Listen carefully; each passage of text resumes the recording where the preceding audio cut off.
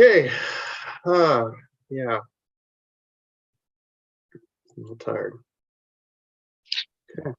It's okay, man. One more class. This is what, an hour and a half? Hour and a half. So it's not bad. You got enough information to talk about. For 20 minutes. Sweet. We're gone. Bye. Nap time. All right. So now let me get my recording going. That we have it. And then if you want to share your screen, you can get started here in 30 seconds. Okay. Hit the button that says start webinar. Not yet. Not until you share your screen. Cancel and share screen. And boom. And where's it at? Slideshow. Current. There we go. All right. Start webinar now? Yep. Do it. Oh, hi. Hi, everyone. I am Leo Loera with the Orange County Realtors with Anthony Bried here. Welcome to our last class for the day. It's zipForms Plus Advanced Tools and Tips. Leo and I are your hosts, and Leo is our trainer today. Just real quickly to introduce ourselves, my name's Anthony. I work here at Orange County Realtors. Been here now for a little over 20 years, started off in the MLS department. Guaranteed I'll speak to everybody regarding rules, regulations, violations, all that fun stuff.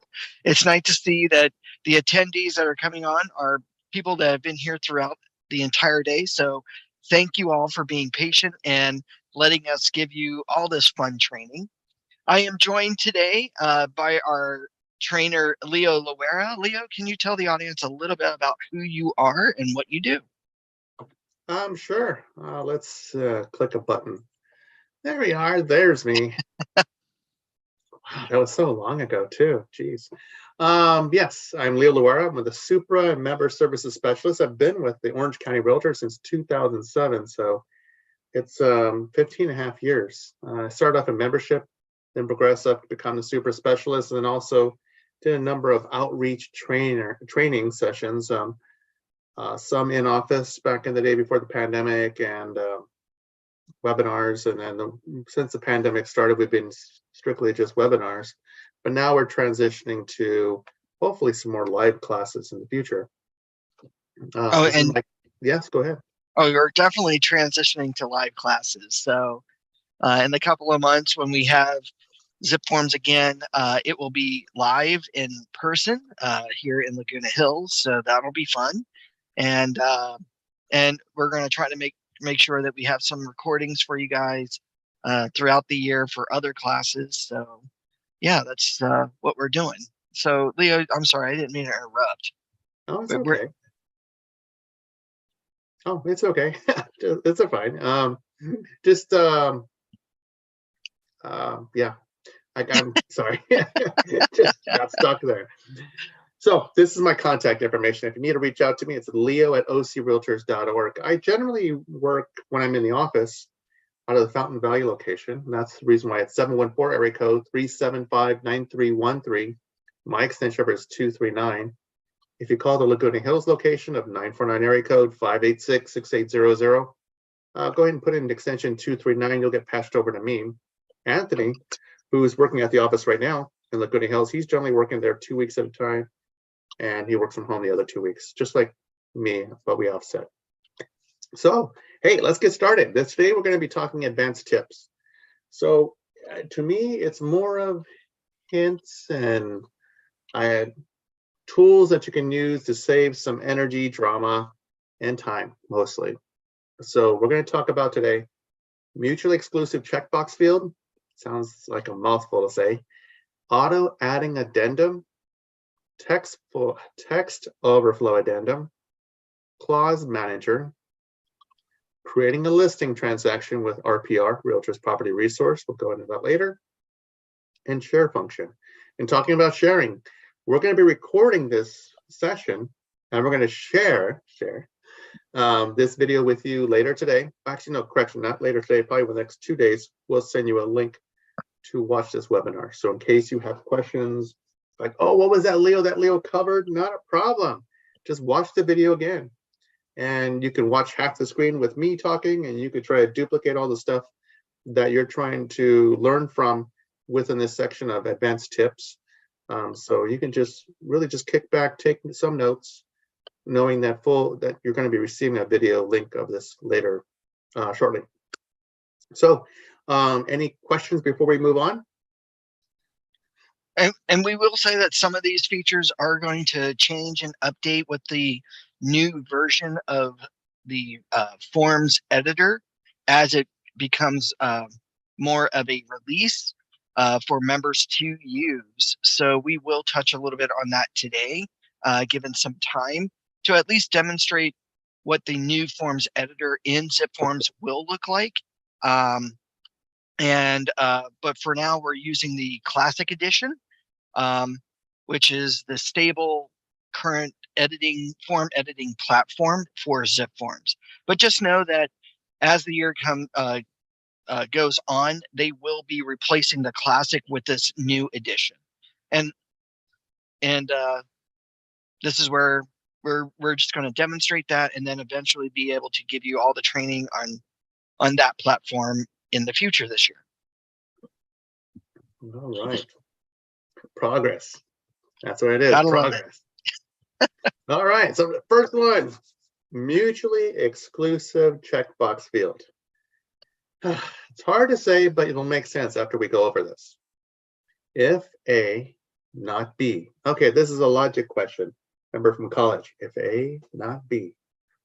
So in this scenario in real estate, it's going to be for example, if it's an all cash offer, then it cannot have loan information. So that makes sense. So if you pay all cash, there's no loan that exists for this all cash offer. Back long ago, before that this was started, some agents would put all cash offer and then put loan information. So you're like, well, come on. It's either all or no. So I'll show you what that means in just a moment. So we're going to go to the residential purchase agreement, section 3C3D. So I'm going to get out of this for just a moment. I'm going to minimize this, and we're going to zipForms. Okay, this is doomed, so it's giving me some drama. So I'm going to the pirate ship. It's a house over here in Covina, so I'm going to use the pirate ship as an example. So we're going to look at the residential purchase agreement. We're going to look at the Forms Editor Classic. And I'm going to show you within here what I mean by that. So just please stand by. I'll momentarily get it to you. Here it is. Now I'm going to zoom in, make it a little bit easier to see. There we go. Okay. So I think I'm close to the out. There we go. See this button right here? 4.8 million for this property. So if I click here, you're going to see some fields change down here. So I click here, and all this loan information, all the fields that allow you to access it are gone. So let me uncheck mark it. See, they're all back. So if I were to put in some loan information, then this would not qualify because it's not an all cash offer. So once again, boom, and that is there.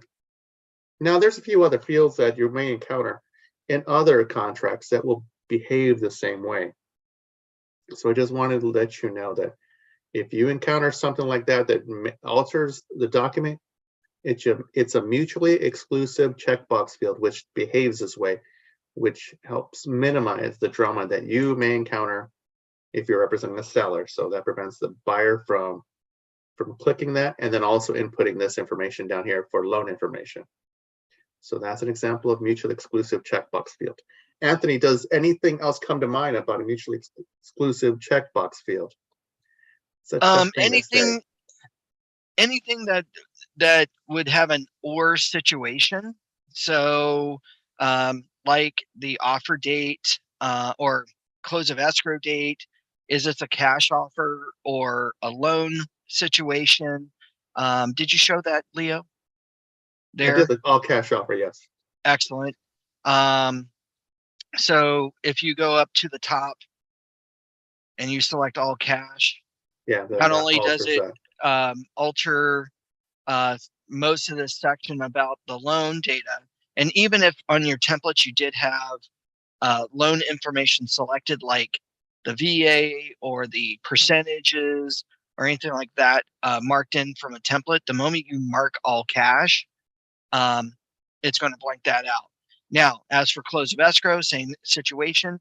Say in your template you had 10 days after acceptance, but then you select a particular date, that's going to automatically remove those number of days. So just know that the system tries to help you be more intuitive to your needs to make sure that you don't select both options by mistake. Because when it comes to your offers or anything else in a transaction or on other forms, you don't want any confusion. You want things that are very clear cut, precise, and what your clients really initially want. So if they're saying they have all cash, then you know there are certain contingencies and certain things that are required in the purchase agreement that they have to show the proof of funds immediately. There's no loan contingencies; those that get wiped out. There's no appraisal contingency that gets wiped out because of that all cash offer. So just be aware of those types of things. And it just helps you out even better. Great, great, great, great. Next thing. Oh yeah, so we understood that. Checkbox. If A, not B. Next one is going to be auto adding addendum. Auto adding addendum, the 3 A's. It'll be if you click that you'll be including a form. You'll see what I mean by that. Then zipForm will add that form automatically. So we're going to go back to the RPA and look at page 2, section 5, addenda and advisories. And then one thing important I'm going to show you about this is that if you accidentally add or accidentally check mark a box, you have to uncheck it and remove the form manually. So let's do that. Oh boy. So the RPA is just a wealth of information, a wealth of examples. So we want to, excuse me, we'll go over that together. Come on, there we are. This is where I'm looking at. Property addenda and advisories. So if, for example, if I need to add a backup offer addendum or a short sale addendum, I can simply just go ahead and click it. I can click probate if I wanted to. I can click whatever forms that I need. Stock cooperative purchase addendum. I don't know what that is, but I'm clicking it. Wildfire disaster advisory. I can click it. How do I know these forms are in this transaction? Very easy. If I go back out of this, I can scroll down and see that these additional documents have been added, like the stock cooperative purchase, the probate, the short sale, etc. Now, to remove them, I'd advise you to go back into the RPA and uncheck mark what you don't want.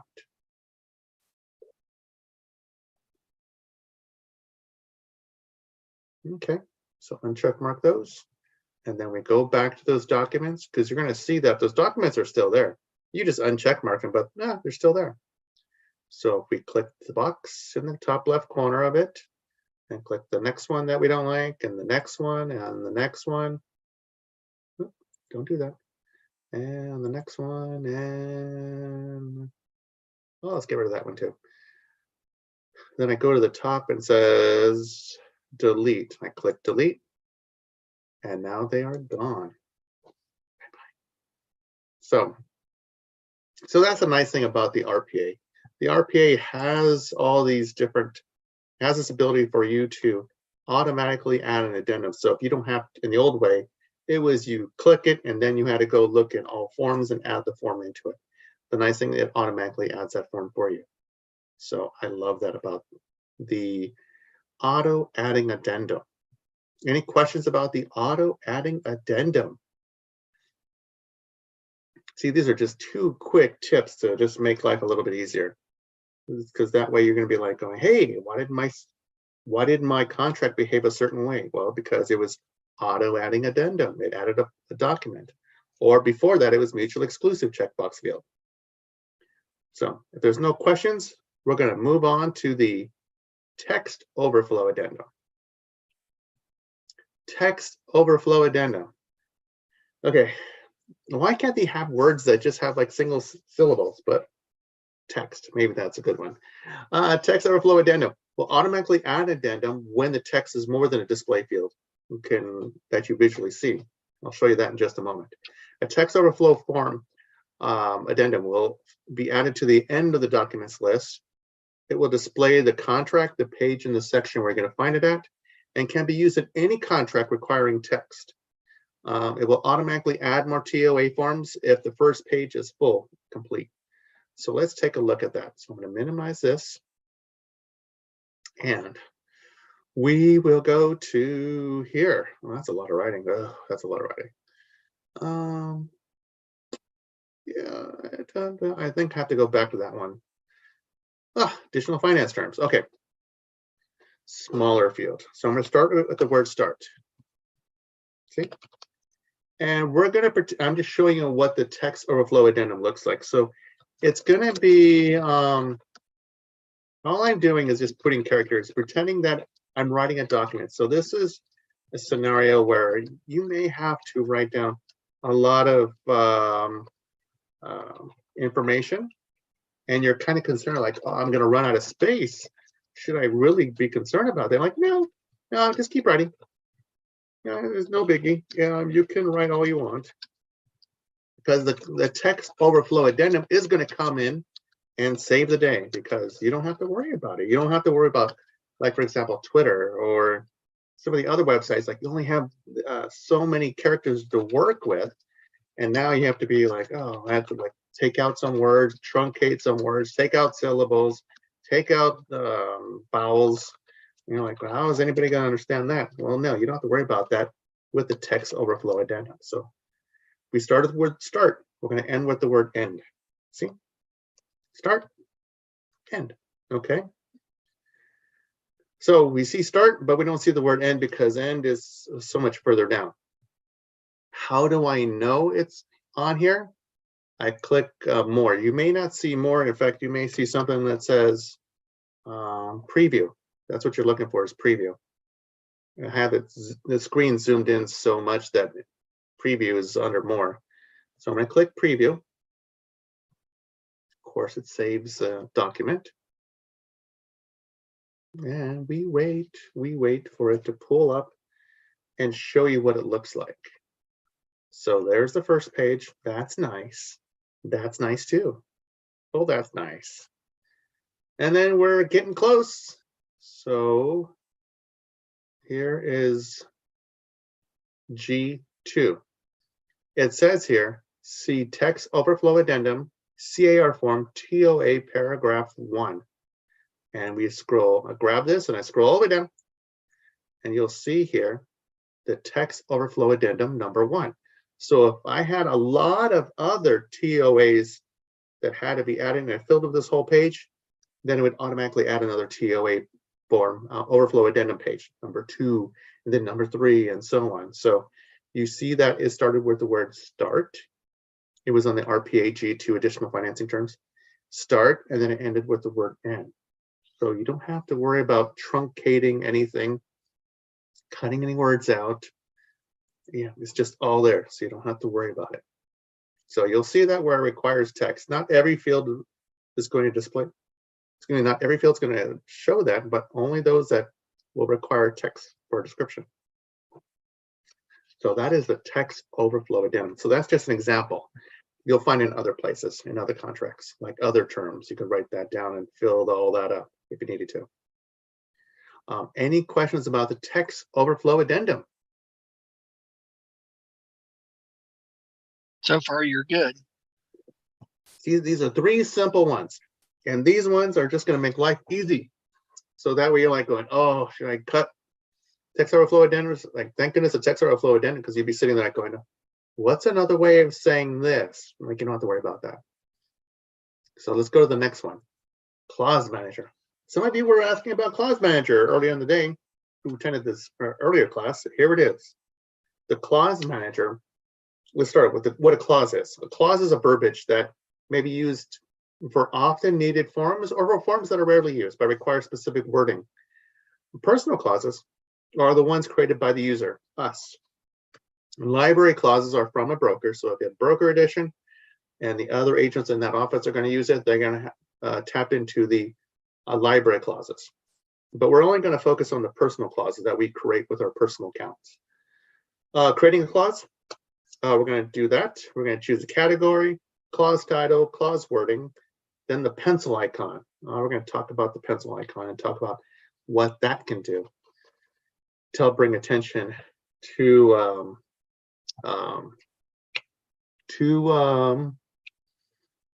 want something that's written. See, I'm struggling. It's 3:19. I can get through this. Okay.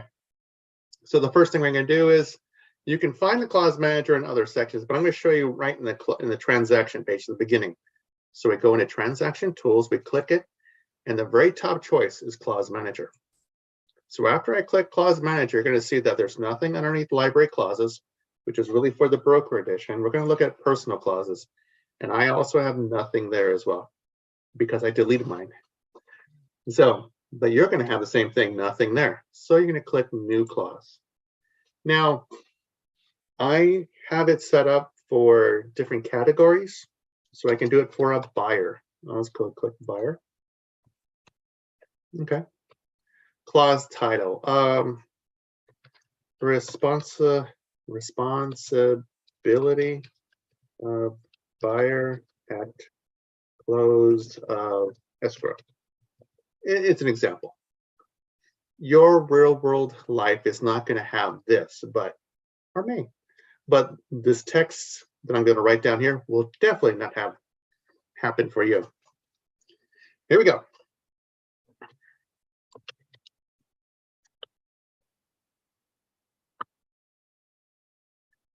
Let's see. A close of escrow buyer will be responsible to bring chocolate chip cookies for all to enjoy. Okay, some of you were smiling. I know, but I'm just teaching you how to use the software. So basically, the text here is something that applies to a lot of situations. Hopefully there's a lot of times that there's a close of escrow. So whatever that wording is, which is not this, but whatever that wording is, you can put it here as a clause and then use it later on. Or if it's something that's rarely used, like short sale, foreclosure, probate, or something else, you can do the same thing. Put a category, clause title, and then text. So I'm going to save this text. At close of escrow, buyer will be responsible for bringing chocolate chip cookies for all to enjoy. So that's one. Let's do another one. Okay, seller. Seller's responsibility at the time of close. And once again, this may not apply to your real world situation. Time of close of escrow, seller will provide milk for all to enjoy. Okay. So a text. So the text will apply in my scenario, which is fictional, very fictional, very, very fictional. So that would be the two. And there's a lot more. You can keep on going on and writing a lot more. But my situation is just those two. I can keep on going, filling up the screen, but I'm not going to do so. So we go to the pirate ship backyard in Covina. And we then go into the documents. And let's see, let's go to the RPA. Forms Editor Classic. So going back to the RPA, because there's a perfect spot for it right here. So once I click it, because it's under, let me get out of it again, other terms, and this is this is R with an allocation of costs. Okay, so I click the pencil icon, and it gives me the clause manager icon and all these other things, and I'll explain those later. So I click the clause manager icon. So I'm going to choose the buyer one, the buyer clause, and I close that. and see how it populated right there. At close of escrow, buyer will be responsible for bringing chocolate chip cookies for all to enjoy. And then I move 2 spaces ahead, click the clause manager again, click the clause manager again. There we go. Ooh, seller. Seller's responsibility at time of close of escrow. Seller will provide milk for all to enjoy. There we go. And then, so you see, you can keep on going on. You could put anything that, when it comes to a clause, you can put it in these fields that requires this kind of text. But of course, your scenario is going to be different. You have to double check with perhaps your broker or CAR Legal. They can provide assistance with the right wording. So I would definitely get that information from those 2 sources, write it down, and then put it as a clause. So that way, if you ever need it in the future, 5 years down the road, you'll have that clause readily available to input it in that situation. By the way, for this clause, we have this pencil. You were probably wondering, what is this? Okay, so when I wrote this up, as you see, just like when I was a kid, I learned that the capital letter starts at the beginning of the sentence and everything else is lowercase, unless it's a word or I'm emphasizing something. However, if I click this ABC with a capital A, now it emphasizes more of the wording. Every word starts with a capital letter. If I want to de-emphasize it, then every letter is going to be lowercase. But if I want it to be screaming to get the attention of the reader, whoever is intended to read it, then it's going to be in capital letters. See? So it's all in capital letters. The only thing is that it won't revert back to the way I originally wrote it. So your choices are emphasize the first letter, de-emphasize all the letters, or emphasize every single letter. So there we go. So that is called the clause manager. The clause manager, take some time, invest some time and energy, go ahead and start loading up the clauses. Now, where do you find the clause manager? You go into transactions. As soon as you go into transactions, you'll see it under transaction tools, clause manager, and then you can add another clause.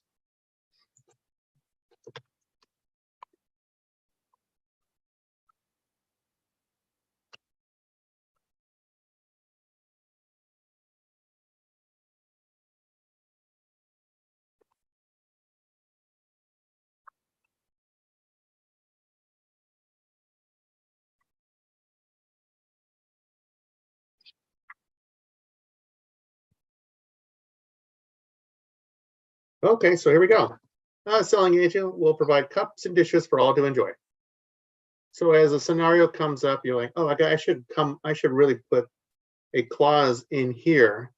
Then go ahead and write it up. If you have a conversation or come in a situation where you're like, that's great, really good verbiage I should use, put it here. So that way, if the need arises, you'll automatically put it in there. You're like, because this is an easy place to find that verbiage, rather than just say, oh my gosh, let me look for a transaction that I did 6 years ago. Perhaps I could find it. Let me look at some of the inactive ones or some of the closed deal ones. I have to go find that right verbiage. No, don't do that. That's a waste of time.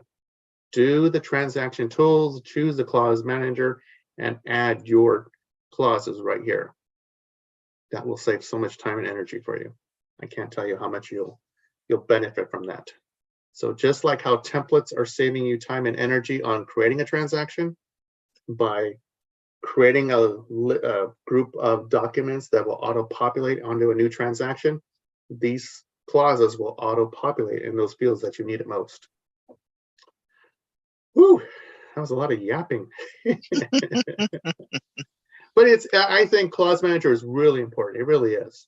It's one of those that, hey, you really need to put a lot of effort to put all these clauses there in case, because at 2 o'clock or 3 o'clock in the morning, you're trying to finish a deal up. You're like, what's the right wording? I'm so tired. I'm so sleepy. This Coca-Cola is just not cutting it. What am I going to do? And you're like, oh, I put it in the clause manager. Find it, click it, boom, you're done. And then go take your nap. So that's a clause manager. Anything else before we create a listing transaction using RPR? Max says the clause manager is very cool. This is new for me. Good. Invest a lot of time, invest a lot of energy, Max. I want you to do that. I want you to do, like, maybe perhaps go through some of the older transactions and look for some verbiage that's unique that you're like, oh, you know what? I may need to use that verbiage later on. So go ahead and start spending some good amount of time on it. Oh, anybody else? Like, it's only 3:30. We've only been talking for 30 minutes? Yeah. Wow. We've covered a lot. I'll tell you right now, we covered a lot. Well, and there's still so much more to go over. Oh, you're gonna make me cry. Okay, anyways. Okay, we're gonna get back to creating a listing transaction using RPR, Realtor's Property Resource. Now, with a show of hands, how many have ever used RPR? Just a show of hands, how many?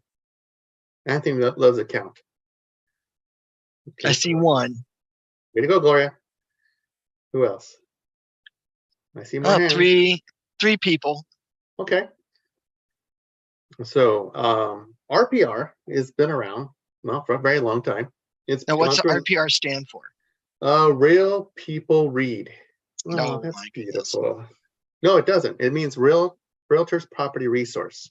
It says it right here on the screen, right there. Realtor's Property Resource. It's one of your free benefits. Now, what does that mean to you? Besides a bunch of words, the Realtor's Property Resource allows you to search for properties nationwide. Now, at the very least, it'll pull in tax information. But for most listings, it'll pull in loan information, school information, comps, and estimated values of the property that you can be able to manipulate a little bit. But it'll be stored on only your side and not everyone else's see.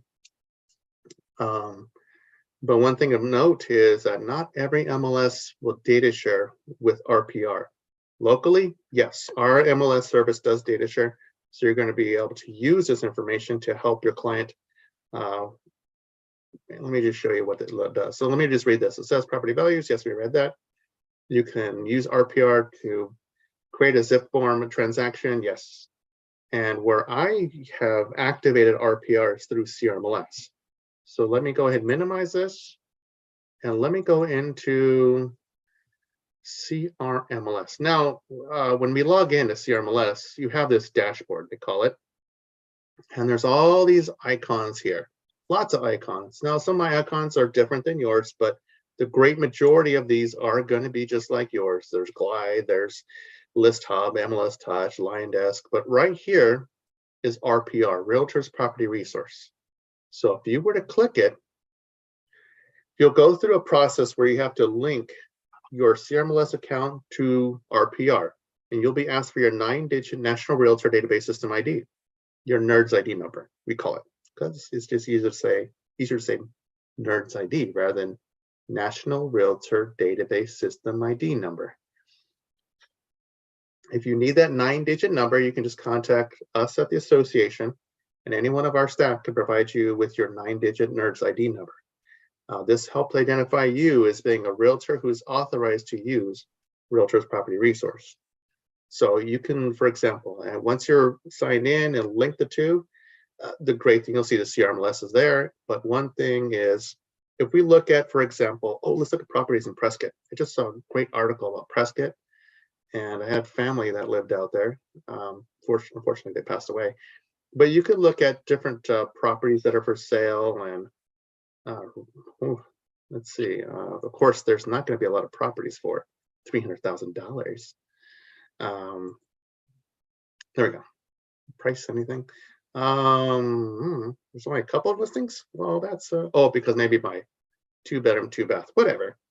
But you'll find that you could see these listings if you wanted to. Let's see if I want to click this one. It's a new one.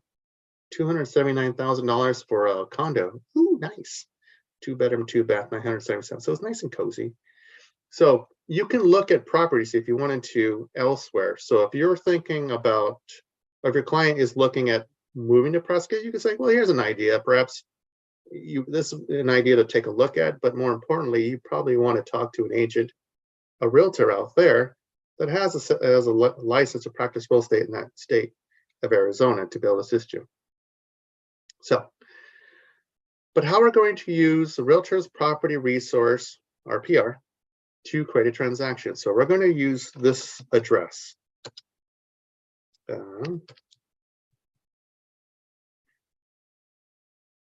2316 Hill Lane, Redondo Beach, California. Now, I choose this address.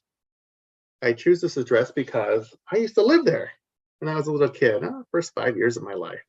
In fact, this little modest house, the front window right there was my bedroom, and of course, Dad's car was parked on the side, and Mom and Dad bought the house for it's $17,000. Yes, that was about in 1967, I believe they bought it for $17,000. So in 1979, they sold it for a great price at $68,000. You know, Mom and Dad were really excited about it. As you can see, the value has gone up since then because it's in Redondo Beach. But nevertheless, 5-bedroom, 1 bath. Yeah, 1 bath, standing line, and 1,048 square feet. But the nice thing is that it's on a hill. So the kitchen itself was on the hill, and on a clear day, it was not foggy. You could see the beach, you can see the ocean, and then because it's a little bit away from it, but then you can also see the Goodyear blimp go away. Oh, I'm getting nostalgic. Anyways, let's look at the stuff. So this is the map. This is the information where if you see that the homeowner has made changes, you can make changes here. So if they add a bathroom, it'll change the value of the property. It gives you some information about the property there, the legal information, the parcel number. You're going to need that information to populate into your listing agreement that you sign up with your new client who owns this property. Who owns this property? Let's scroll back up. That property owner is David and Karen with a C. David and Karen live there. They're actually the ones that bought it from my parents long ago. See schools that are nearby. That's important to a lot of individuals who have kids. And where you have $1 million property, you better have good schools. Walkability, not that great. It's mostly just residential. Then there's some loan information, etc. And then there's sales activity in the area. And then it shows you that prices, yeah, they fluctuated. Yeah, it's going down because, well, frankly, interest rates have gone up a little bit. And a lot of you face the same scenario. So your scenario is that you're having a conversation with David and Karen. Or actually, let's say it's me. And I say, well, tell you what, Dave and Karen, let's go ahead and sell this property. How do we sell it using RPR? It's not a problem. So I'm going to, by the way, there's a lot of tools that you can use with an RPR to give you market trends, to refine the value, CMA's neighborhood. But let's focus on transactions. So we're going to create a transaction using zipForm. So I'm going to click right here, which is the icon of Lone Wolf. That's on the right-hand side. I'm going to click where it says start a new zipForm transaction. And I'm going to be doing a listing, not a purchase, not a lease. It's going to be a listing. See, you successfully created this transaction in zipForm. So I go to zipForms by clicking that button. And your process will be a little bit different because it's going to make you link your CAR account with RPR. So you're going to have to log in with your same user ID and the password that you created for CAR. You're going to have to link it with RPR. That's a lot of R's. Anyway, so I'm not typing anything. It's automatically going through to zipForms because it's populating the information over to zipForms. And now you're going to see what is in there. So the first thing is, of course, there's no photos. We haven't done any photos yet. We're just doing showing you how to start a listing. So there's no MLS number because we don't have a signed contract. Here's the address, the school district that area belongs to, the APN number. There we go. Built in 1936. Told you it's a wooden structure for $17,000. Mom and Dad bought it. And then purchase information, we could skip that. You would fill out whatever's pertinent to this listing. But at the very least, you see that I have an address. And then if I click parties, I have an individual. Now I can add Karen, starts with a C, I can add it, but just for simplicity's sake, I'm going to just take care of excuse me, of David. We'll assume that David is going to be the one that's handling the whole entire transaction. I know that real world scenarios, this may not apply because guess what? Karen's also a part ownership of that property. But in this example, I'm just teaching you how to use the software. So here's David's information. If this was a trust fund of some sort, then the signing individual would sign here. And then I'm good. But since it's just David, we're going to just stick with David and click save. Go ahead, save. Excuse me. So it's Dave. I can add more individuals. I can add more sellers if I wanted to, but I'm just going to keep it easy for all of us. Then I go into documents. And before I add documents, are there any questions?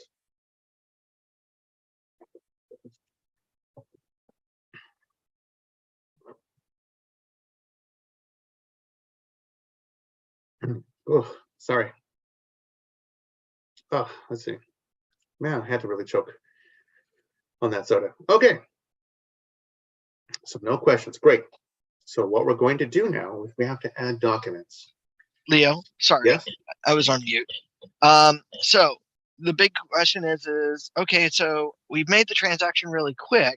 Before I add the parties, I want to add my forms super quickly. But I have a template. Can I apply a template to this transaction? So the moment that you create the transaction using RPR, can I immediately add the forms from a template? Yes, you can. Because under documents, right here, this button to apply a template, if you click it and you have a template that applies toward us, that's for a seller, by all means, click it and then you can click apply. In this scenario, unfortunately, this is a RPR. This is our residential purchase agreement, so it does not apply. So sadly, I don't have any templates to use for this transaction. But you could use your listing template for this seller, correct? Correct. If you had a template for representing a seller, then definitely you want to click apply template and then check the box that corresponds to a seller, and it would upload all those documents that you chose in that template into this transaction. Awesome. Good question. Very good question. But since I don't have a template, I'm going to click all forms.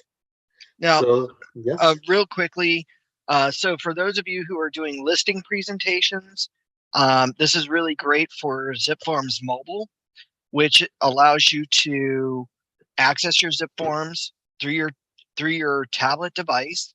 And if you have internet access, you can now go immediately into your tax records, all while sitting there at the kitchen table with the client and create the transaction in what, less than 30 seconds, Leo? Yes, very quickly. It's a very quick process you can do.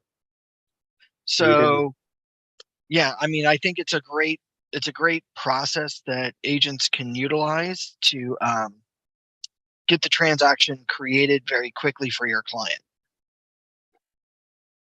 Yeah, so if we start off with cover sheet, residential listing agreement,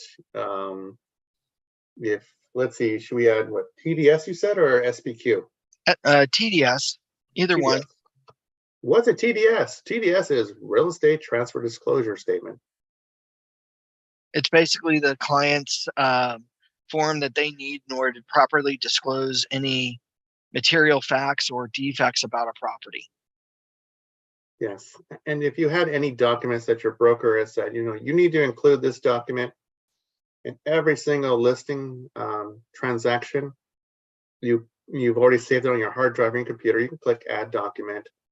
These are your choices: create a placeholder, add a form, Dropbox, Google Drive, Box, OneDrive. I'm gonna pull it from my hard drive and put it on the transaction. And here's my listing agreement form B. It's a fictional document, just showing you how to pull a document from your hard drive and put it into this transaction. That's all I'm doing. So you have cover sheet. This is for inputting a lot of information into the cover sheet. I'm going to open up in the classic edition. you can input all this information here, and that way, so there you go. That way, it'll populate into all the other documents. Maybe this should be different. I'm curious, will that work? Hold on a second. Oh, maybe it did. Okay, so anyways, county, Los Angeles. It'll populate in all the other documents that require that information. So anyways, so that would be my cover sheet.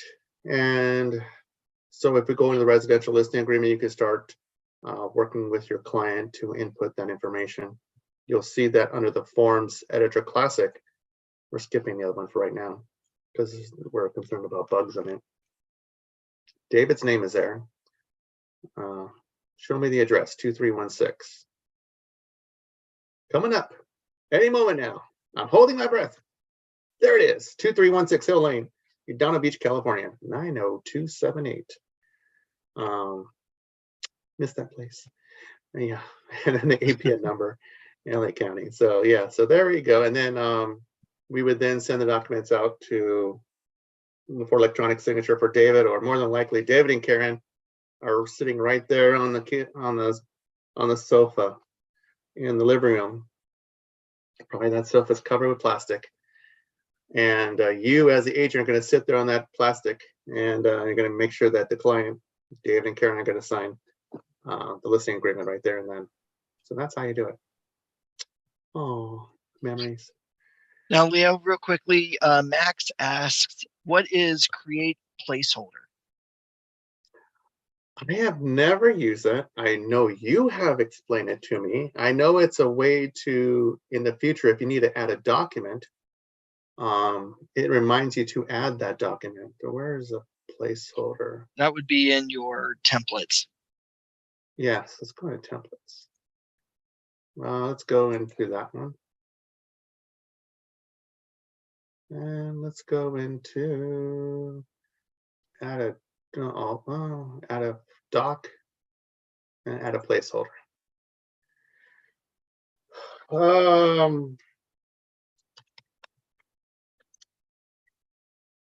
think that would be something and make it required. There we go. So that way the proof of funds has to be inputted. It's just a reminder to put in proof of funds when you do this particular transaction, when you apply it toward a offer on a home. Am I correct, Anthony, on that? So yeah, it's basically a reminder that you want to make sure that documents are added. So if it was a proof of funds or another form within zipForms to add at a later time to the transaction, you could do so. This is a really nice feature because when you go to make a transaction, it gives you a nice reminder, hey, I need to make sure I have this form or this document for my transaction, for my broker and our files. So it's a nice reminder for that. So you can add in the placeholder for an inspection report. So now you can upload a copy using the add doc button to upload the inspection report, the proof of funds, or you can add in a placeholder to make sure that you get the TDS or the SPQ. So now when you apply this template to a transaction, those placeholders are there, ready to go. Does that make sense? It makes sense to me. Sorry. Did that help, Max? Excellent. Actually, that was the first time I've ever done that for a template. Thanks, Max. It's really nice, especially if you don't have a transaction coordinator or an assistant. This allows you to still make sure that your transactions are properly suited for your broker, yes, and your files. So true. That was 2316 Hill Lane, Redondo Beach, California. Memories. Okay, so Okay, getting off memory lane, we're going to use the last thing we're going to talk about is the share function. Sharing is caring. Oh, that's cheesy. Okay, so we're going to allow the agent to share the forms with other agents, clients, and other parties. It's compatible for audio, video chat, and screen sharing. Deters wasted time, energy going back and forth due to misunderstandings. We're going to actually use this 2316 Hill Lane transaction as an example. For mentors, it can be used as a tool to educate new agents when teaching how to use zipForms, the contracts and forms. And you can share multiple contracts and forms using the share function. So let's go ahead and play with the share function. So we'll go back to 2316 Hill Lane. I just like it. I do so much. So I go into the transaction of 2316 Hill Lane and I click parties. Now David. Okay, first of all, before we do anything, David has to have access to an email account. He has to have access to a computer, and he has to be okay doing this and maybe feel pretty comfortable using a computer to do this kind of stuff. So let's assume David is okay with all that. So the next thing is we see this icon says share, and then that icon looks like that icon, and you float your mouse over there and it says share. So either icon will be fine. So if you click share, we can, so what we're going to do is we're going to share the TDS with David and have David complete it, and then we'll make sure that, because we've already visited David and we've already seen the property, 5-bedroom, 1 bath. We couldn't believe it. Like, yeah, there really has 5-bedroom, 1 bath. So we're going to have him be able to give him the ability to edit that particular form. You can upload it, and then you can view the history. It won't hurt that. But what I'm looking at is I'm changing the stop sharing time, because guess what? Time's wasting. We got to get that property sold ASAP. So I want to get this done by Sunday, the 19th. And what documents are we going to share? We are going to share the TDS form, and that's it. Now, Leo, why would you do this? I mean, can't you fill out the form for the client? No. Let me say it again. No. Okay, let's back up. Let's back up and take a look at what the TDS form is. Yeah, sorry that we didn't talk about the TDS form. The TDS form looks and behaves differently than the RPA contract. I'm so animated, sorry. So we saw, well, back up. So this, yeah, we can be able to click things here and do things in this and write stuff here and yeah, do all kinds of stuff here. We have the ability. See, look at all this. This color is our color to be able to do things to this. This, however, we cannot touch. If you click something, it'll say, come on. It won't say anything because you can't fill it out. Yeah, it gave me an error message. Editable by seller 1. Seller 1 in our transaction is David. So only David can do this. So David can go fill out all this information. We're totally okay with that, but we can fill out the other colors. So go ahead. Leo, what happens if it's a husband and wife and David's wife says, I don't want David to fill out the TDS. I want to fill out the TDS, but she's seller 2. What do you need to do at that point? Guess what, Karen? You are now seller 1. So we're making you seller 1 and David will be seller 2. Because the responsibility of filling out this form is only by seller 1. So we'd have to flip it. So whoever's going to need to be seller 1 is going to have the responsibility of filling out this document, other disclosures, correct? Like correct. The SBQ. Gotcha. So you'll have to know that beforehand, that whoever's going to be the one filling out the TDS form, the real estate transfer disclosure statement, they are going to be the one that has to do this checklist. And you're going to be working with them to make sure it gets done. Okay. Now, otherwise, you had mentioned earlier in an earlier class, like the digital signing class, that we could send this out, to seller 1 to not only sign an initial, but fill out this form too. So why wouldn't I do that over this, what you're showing us now with the share? What's the advantage? As you see, there's a lot of information that our seller one has to fill out. And because seller one is human, seller one may make mistakes. See? So seller one may accidentally forget, for example, water heater. They may answer a bunch of other stuff, but they might forget this whole column right here. So if they fill out everything except for this column here, they will still be prompted to sign it. Where is it at? On the bottom. Yeah, still sign it, and then there will be a finalized executable statement that cannot be altered. So then when you get the document at the very end, you're like, oh, cool. David signed it, and oh gosh darn it, golly gee lookers. They're missing items. Yeah, I know that David and Karen have a water heater, because otherwise, how are they staying warm during this cold weather snap that we're having? Oh, you mean how do they get hot water? Yeah. I mean, they take cold water showers outside. What do they do? So you have to, that means you have to redo this entire thing again and say, okay, thank you for filling this out and completing it, but now I have to send it again because you missed that final column of choices there. So rather than having it going back and forth like that and getting your client potentially upset about it, what you want to do is just be able to use this share function, so that way you can go over it together and review this and make sure that answer any questions that may arise from this document. But you're not telling the client what to fill out. You're just simply saying, do you have a water heater? But so it's a lifetime edit of the form.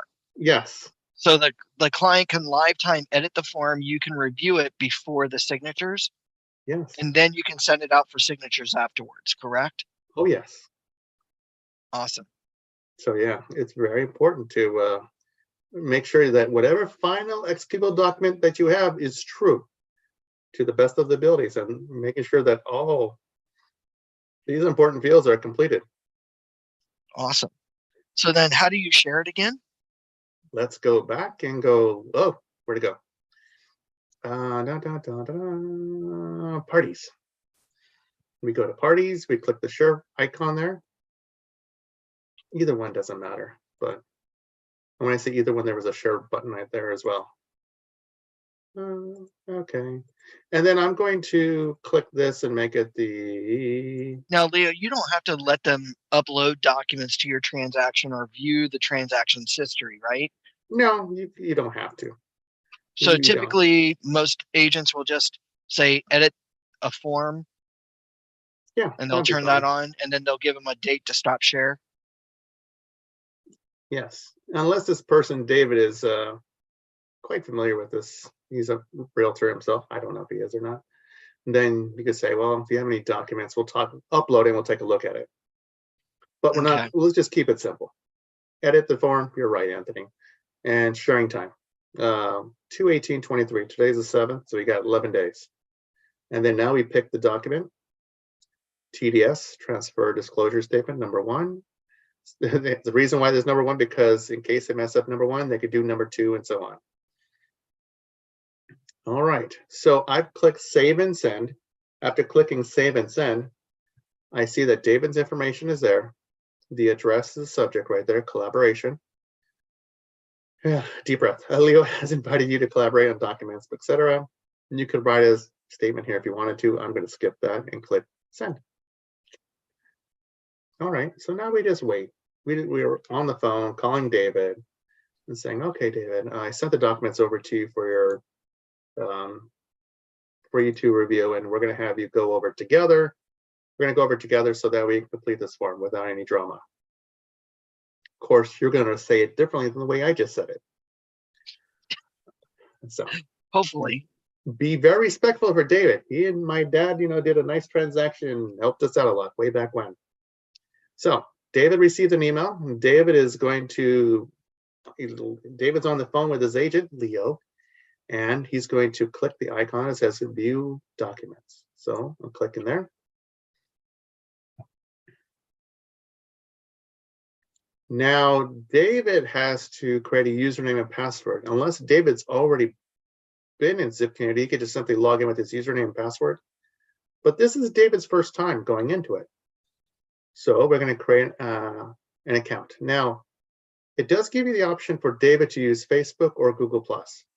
But Anthony and I are not comfortable with a separate entity to know that my client, David, is doing a real estate transaction of some sort, and they don't need that information.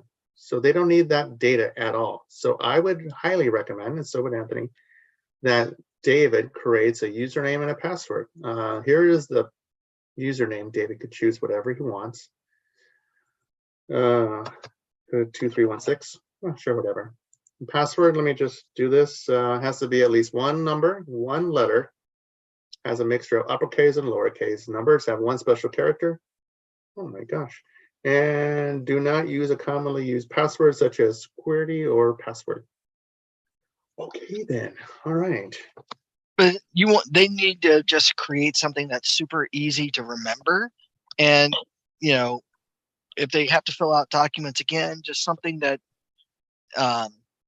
they can easily create and remember. Yes. Okay. By the way, you may not get this error, this message, but I've used this email address a number of times for trainings. So I'm going to choose the option that says continue with this email, because it's not a matter of I forgot my username. I'm going to create a new account. So here we go, and create the account now. Password mismatch. Oh, come on. Oh, that's not wrong.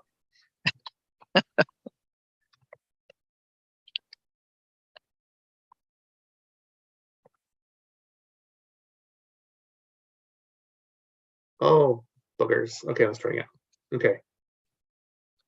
Remember, at least one uppercase and at least one special character with a number.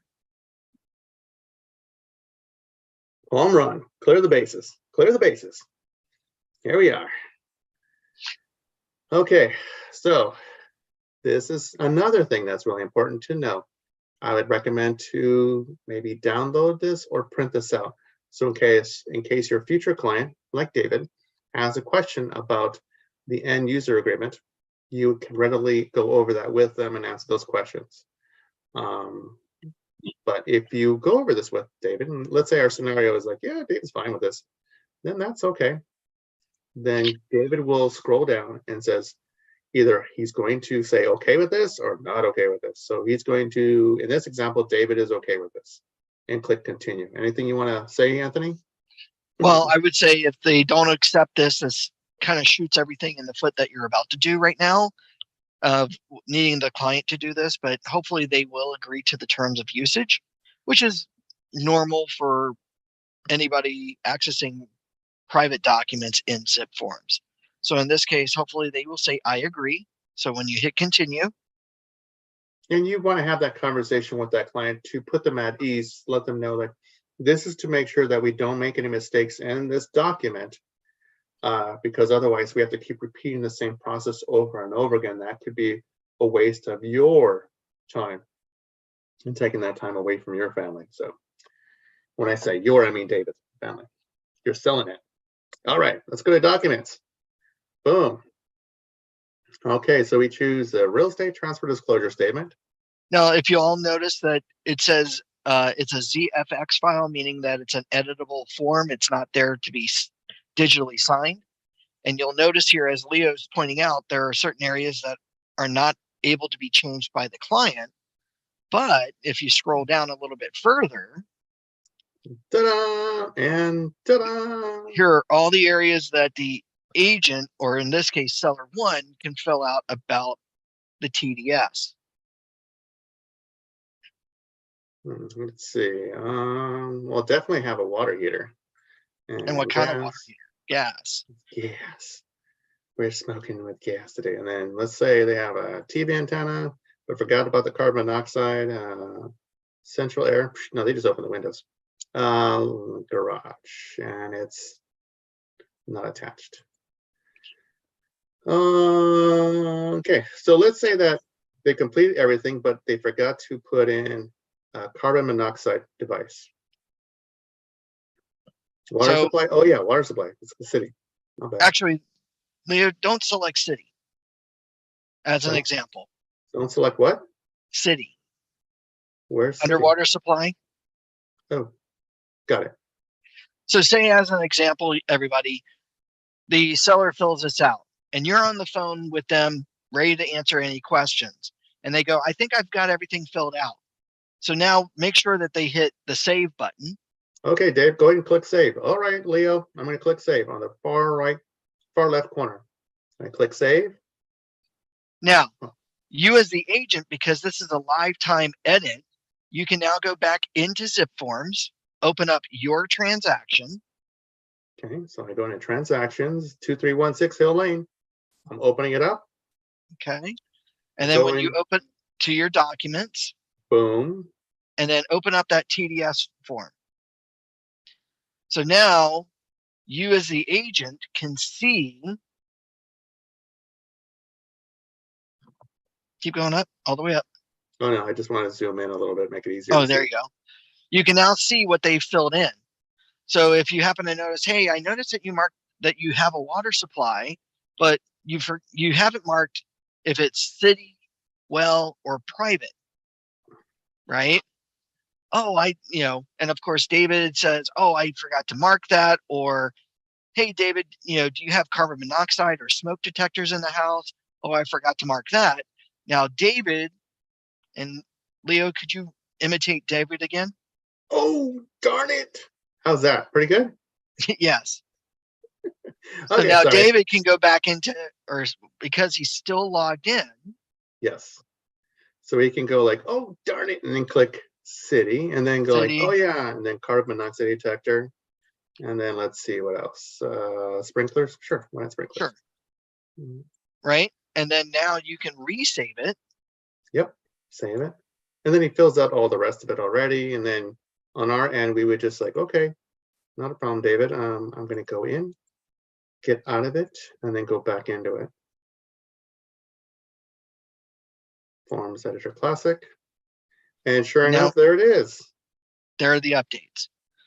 So now this is a great tool to make sure that the client is filling out things correctly on forms like this, so you don't have to keep resending the form through digital signatures time and time and time again.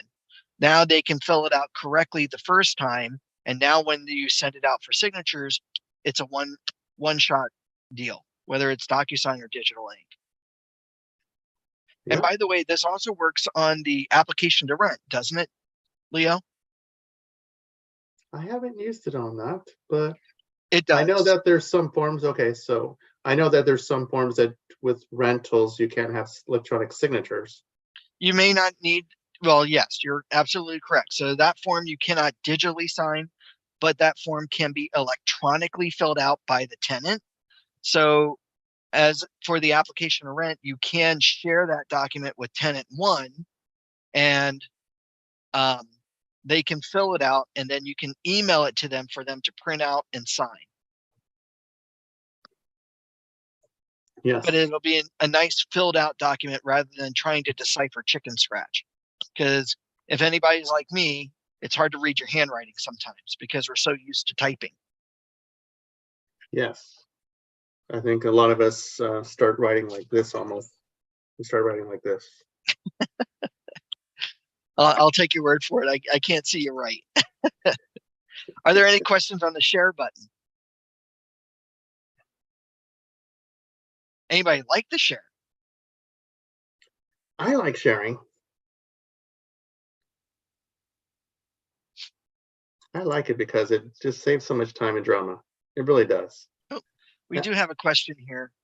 Can a tenant fill out one application instead of multiple? Yes, but you still have to have an address on the application for you to send the share, Max. So you can't just send a blank form via the share. It has to be in a transaction, and it has to have at least a property address, or it won't let you share that document. Yeah. Does that help answer your question?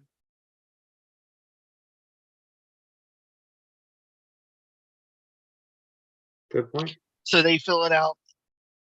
So they can fill it out for every address. Well, remember the address section you have to fill out. So, you can't just send them a blank non-addressed form for them to fill in. But if they fill in the rest of it, you could technically change the address yourself for the client.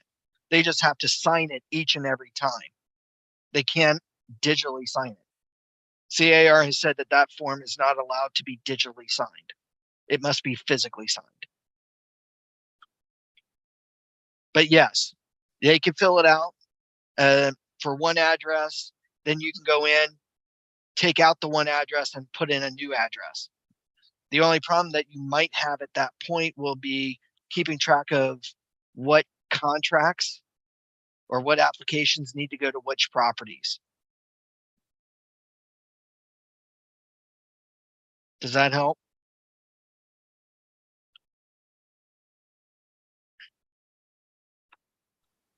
Hopefully. The struggle is real. Yes, I totally understand. The struggle is real. CARs wants every agent to be encouraged to create unique transactions for all of the clients. Yes. But that's So also very true. where other tools like Rent Spree might help, because they can take the application and apply it to another property without having to re-pull their credit report, and the application will be automatically changed and updated to go to that listing agent. I'm curious about Rent Spree. I'm checking to see if Rent Spree is one of the partners here. It is. Let's see here. How does Share compare with Glide for the TDS and SPQ? Number one, Glide data collects on the person. So when you create, number one, for you to create the TDS or SPQ through Glide, you have to have a paid account with Glide. It is not a CAR member benefit. Even though you have a CRMLS benefit to create an offer through Glide, it does not allow you, without a fee, to have access to create listing transactions. But in that sense, they collect all this data that the client is disclosing on that TDS, whereas zipForms does not. So even in the share button, the zipForms program is not collecting or using the data that the client is disclosing about the property. So in a way, your clients are still protected privately, whereas Glide, it's not necessarily. They may say they are, but just with the stuff that I know with them, they are collecting data.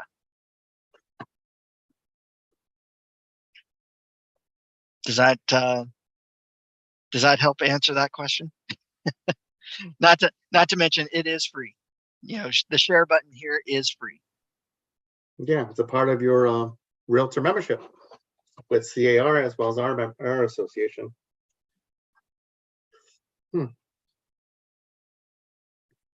Who owns Glide? Glide is owned by Compass. Compass Real Estate Company. Yep. They bought them out a couple years ago, I believe. Yep, 3 years ago. Yes.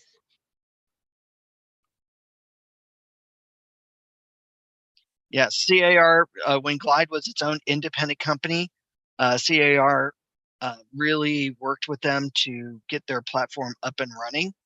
And it was going to be an alternate tool to zipForms.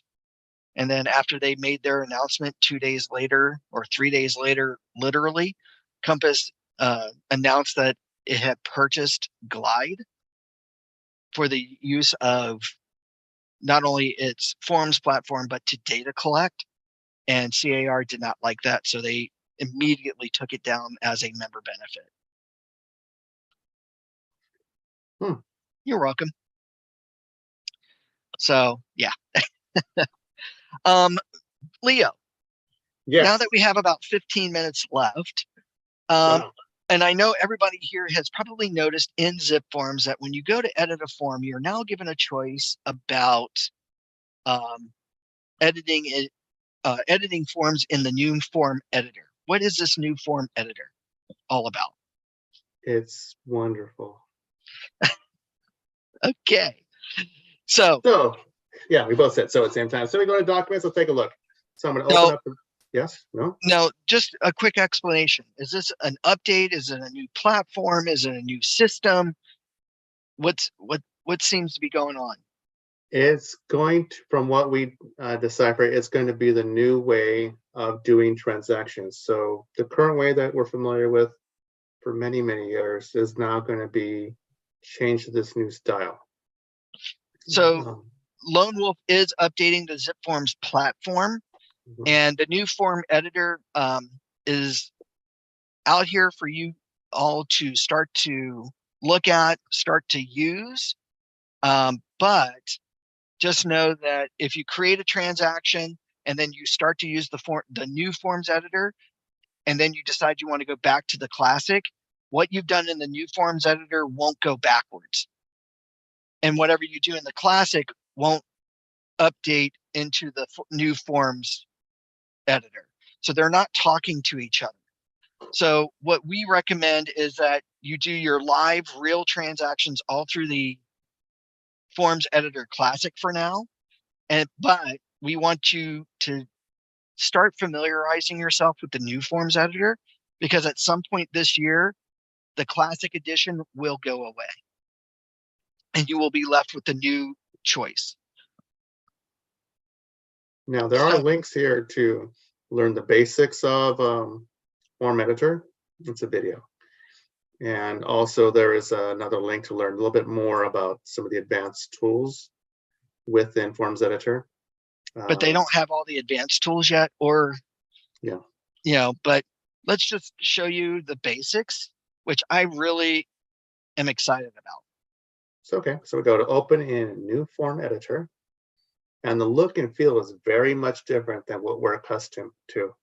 We're seeing this, our document is here to the left, and then we're here, it's already highlighted with forms. So because we already have, the top is our parties, George Castle. In this transaction, it's George Castle, and I'm the agent working with George Castle.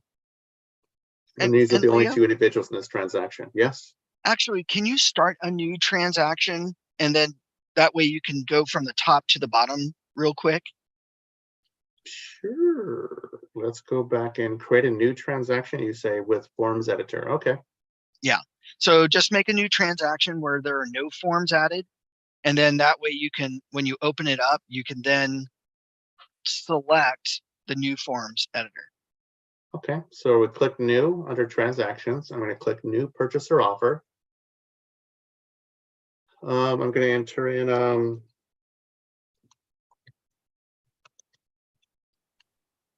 And real quickly, as you're doing this, Scott asks, can we reiterate how NAR RPR integrates into zipForms and what we were able to do with it with zipForms Mobile?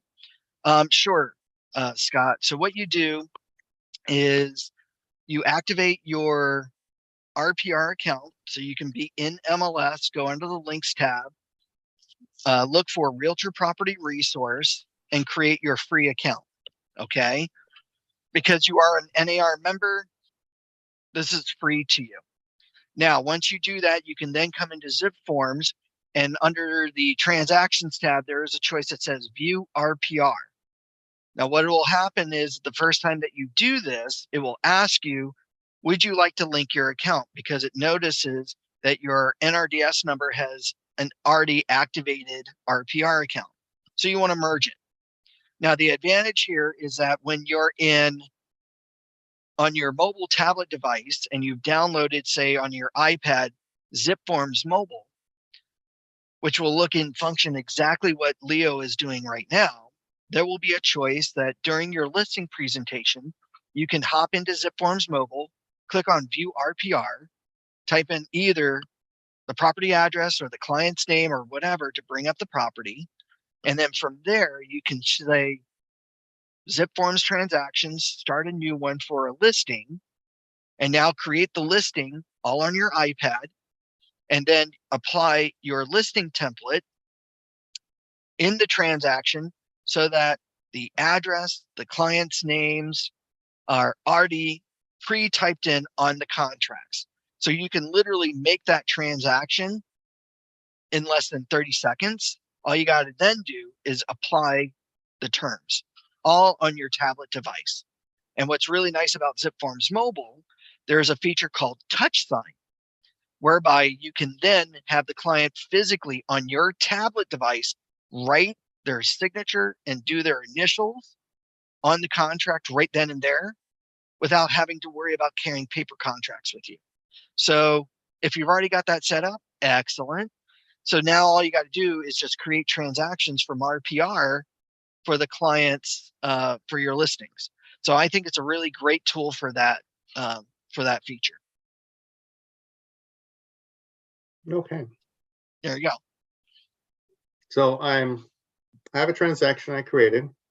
Parties, I've already created a party. My client is George Castle. I use the template and apply the template, all the documents from that template onto this. And then I'm now gonna open up RPA, Residential Purchase Agreement. So now I will click the new form editor, open a new form editor. And just like we saw before, it's going to be, the document will be here. And then we can add more documents from below. So for example, Orange County disclosure, fence repair, listing agreement. Let's add those. Trying to figure out how to add those again. Just click add. Drag them up. Got it. Oh, let's go. Or click the plus sign. Oops. So the new forms editor has a workspace that you can add, once you add the forms to the transaction, you can do that. Over here to the far left, you'll notice that you're in the forms area. Above that are the parties. So Leo, how would you add parties to the transaction? If there were no parties here, you would actually click add, and then you have to add it from, one of the options would be add it from the transaction. Or simply, no, if you're adding parties, just go to add and then add a new party.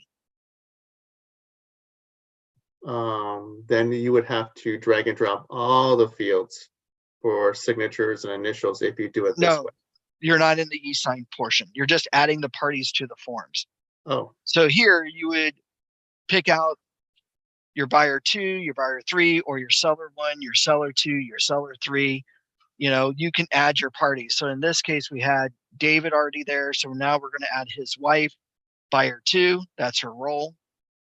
Well, where was it for George? But we can add or George, and then first name Georgette. Georgette. And last name is Castle.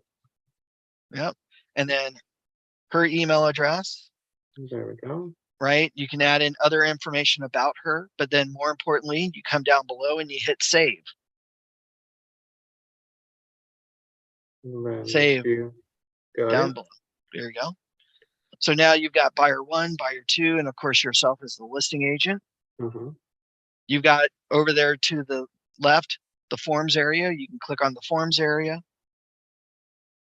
So here you've got your forms in your workspace that you're working on off to the left.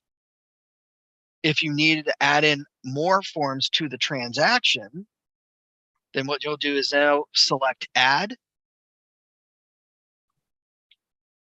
And from here, you can be given a list of suggested forms or add forms from the forms libraries like CAR.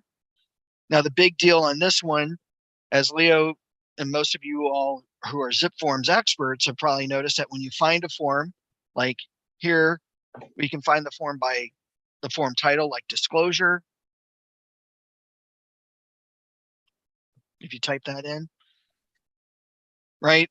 Just like before, the current method sorts the forms, but now if I needed to add a form, instead of just clicking on the form name where it automatically adds, we actually literally have to click the word add to the transaction or to the form.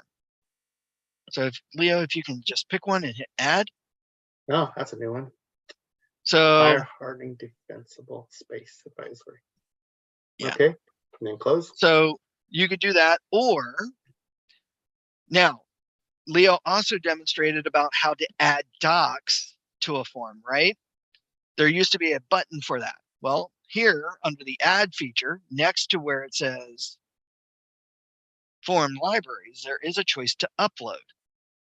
And here you can drag and drop the form or file, or you can browse your system for those files. And then you can say open, and now that form has been added to the transaction. You also have other features here that are currently being worked on, like listing info. So instead of going up and down this form real quick, you can actually go through and add in the information to the form. So, excuse me, in a way, this is the substitution for the summary. Now, two fields that they are working on that work very differently here versus the classic edition is the buying agent and or buying side and listing side commissions. Under this section, they can only allow you to do dollar amounts right now, but eventually they will switch it between dollar amounts or percentages, because on the form you have a choice between dollar amount or percentages. Same thing for the offer information there to the left. Oh, sorry. That's okay. Selling So if you click on offer info, offer info, got it. you can now put in the offer data. So if you're filling out the purchase agreement, this is a great way of filling out some of the fields in the purchase agreement. Real quickly, Leo, this new forms editor is so nice, great. Don't have to leave the document you are working on. Not at all. I know it's got a lot of really good features, though it's still got a few bugs to work out. I think this is a great new modern take on writing up your transactions. Another cool thing here is your clauses. You have access to your clause manager. So here we see that Leo's got 3 clauses. Very easy. You can go to the top there, click on add a new one, and he can create a clause. So all he has to do now is put in a title and write what the clause is all about. He'll hit save. But now, Leo, can you apply that clause or apply a clause to a form? Let me go search for an empty spot. Oh, yes. Oh, yes. I feel that we're close. Right there. Now, you'll notice that in the past, when you used to click on a line like this, there used to be that pencil icon, right? And Leo, what was that pencil icon called? Pencil icon? It was called the insert or edit, right? Really? Oh, I just called it the pencil icon. So you had to click on a pencil icon, then you could click on the clause manager, then apply your clause. Well, here it just immediately tells you add a clause. So now if Leo clicks on add a clause, which is a very direct statement instead of a pencil, and now he goes to his personal clauses, finds one, selects it, and then says insert it, he's now inserted that text directly on the form.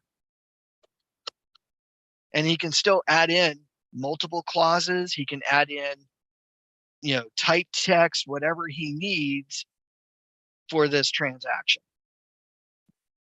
Okay. The last box over there is your tools icon. Here you can actually do some things, not only to an existing form, but say a PDF document. So if we go all the way down to that PDF, for example, you can actually add in text boxes. Just drag and place. Oh, click once and then there you go. And then click and you can enter in your text. So You could utilize the new Authentisign to type in text or use this text box feature to add in text on PDF files. But you'll notice here, that's all the tools. You don't have nearly as many tools as you do in the current Classic Edition. My understanding is that Lone Wolf is working on some of those, but as a priority, I think they're working on other things at the moment to make sure that they work before they start adding in all these extra tools that we're so used to using. Wow. Let's see here. Do we have the share function in the new forms editor? Not yet. That's one of the things that they haven't added just yet, is that share feature. So I wish it was here, but for right now it's not. So like I said, it's not there just yet. It will be eventually. And one way to voice your concern is to click feedback and say that you could put in a dot information saying, Where's the please, share feature? please add the share. Yeah, it's about share feature. I can't spell. That's okay. Oh, like the classic version has. And then you can Okay, hit send feedback. there you go. There you go. And then, oh, I see view RPR in the browser, but I don't see it in the iPhone mobile app. Do we have to use an iPad to see it? You shouldn't need to, Scott. Though I know working on an iPhone, a lot of buttons are hidden. Are you using the web browser on your phone, or are you actually on the zipForms mobile application on your iPhone?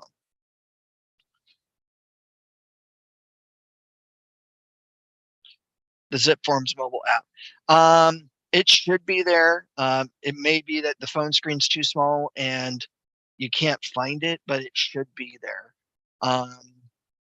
I would say do it on your iPad just to make it easier, and it should be there. If not, log into the MLS, and then you can access RPR that way, and then you can still create the transaction in zipForms mobile from RPR. So yeah, there is an RPR app in the As Play well. Store. Yeah, I found it. Wow. When do you recommend we start using the new document editor? I would say start using it for your test transactions. So make a test transaction. That way you can play with the features when, you might get an email, or maybe you go into it once or twice a week to see if there's any updates. That way you can play around with some of the nuance of the tools. And I will say that for right now, Scott, the new forms editor doesn't work fully correctly on the mobile application. So just be careful of that, which is another reason why I recommend still using the Classic for your real live transactions for right now. Does that help?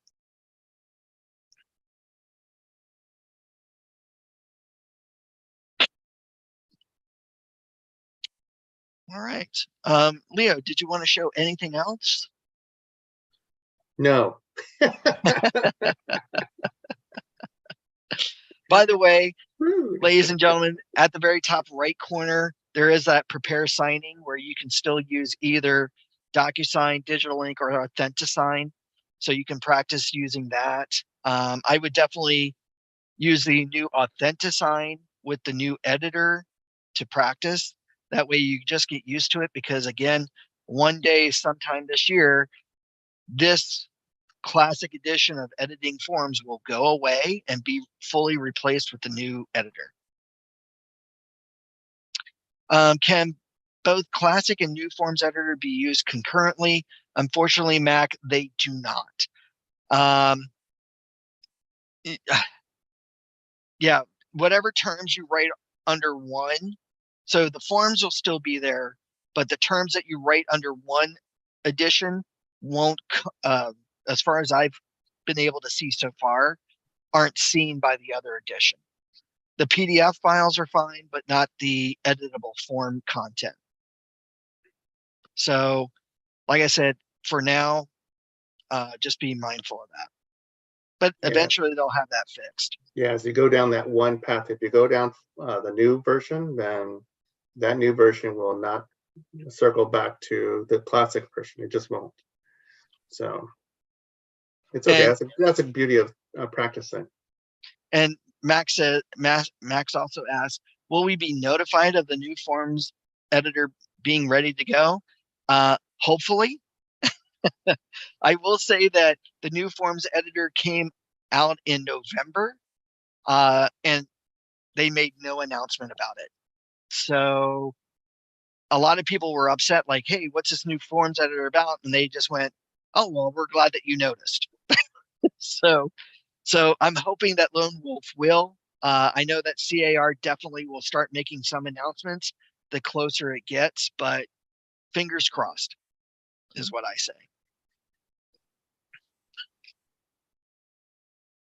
All right. Are there any other questions?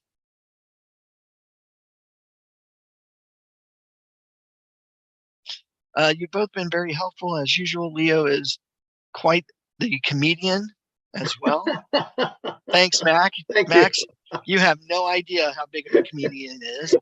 At least didn't bust out any dad jokes on us tonight, so that's a good thing.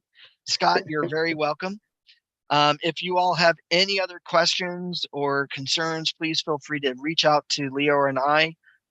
Again, my email address is Tony, Tony, at ocrealtors.org. And Leo, what's your email again? Tony at ocrealtors.org. No, Leo. I did. Leo at ocrealtors.org, and my phone number is 714 area code 375-9313, and my extension number is 239 in case you need to reach me. Awesome, and thanks, Paul. Well, I hope you all have a great night. Have fun playing with zipForms. Hopefully, we've made your transactional lives a lot easier with all these cool, neat tools that you can take advantage of. And with that said, I hope you all have a great and wonderful evening. Thank you, everybody, for attending. We truly appreciate this. We do, and we look forward to seeing you, hopefully, in the offices very soon. Definitely. And thank you, Max. Have a great night. Okay. Bye-bye, everyone. Bye, everybody.